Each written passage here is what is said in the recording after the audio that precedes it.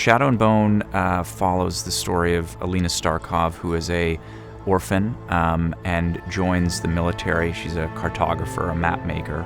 During a dangerous journey that she's on with some fellow cartographers, she discovers that she has the power to change the world and save her country from despair.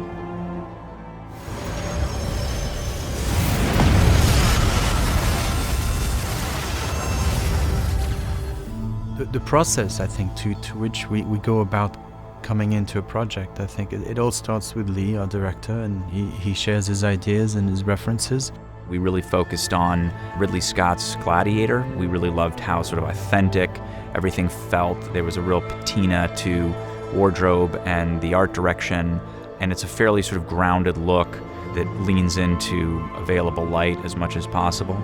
I go back to working with film.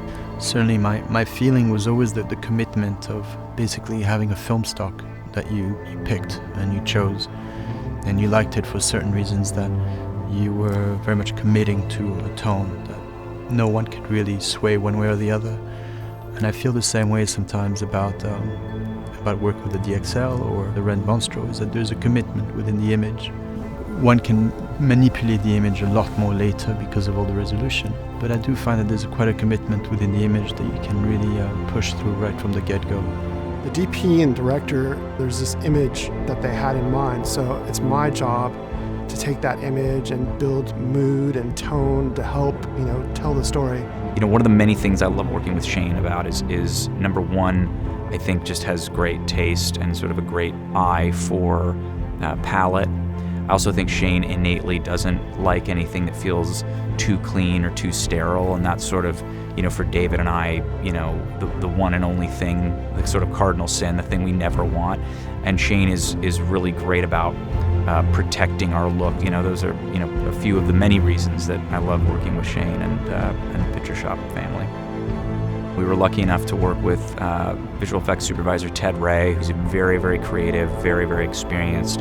Really wanted to root all of the visual effects in something that felt authentic and had a deep sort of background and mythology. Ted came to the project with a lot of experience at doing visual effects at sort of the highest level, and had great relationships with really, the best vendors in town, including Ghost VFX, which did a lot of our work on the Shadow Fold, which is sort of the piece de resistance of the show in terms of visual effects.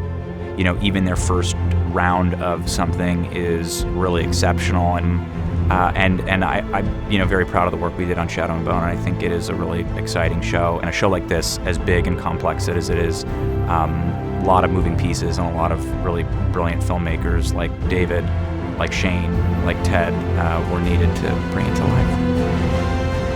I have no idea how much larger a role you have to play.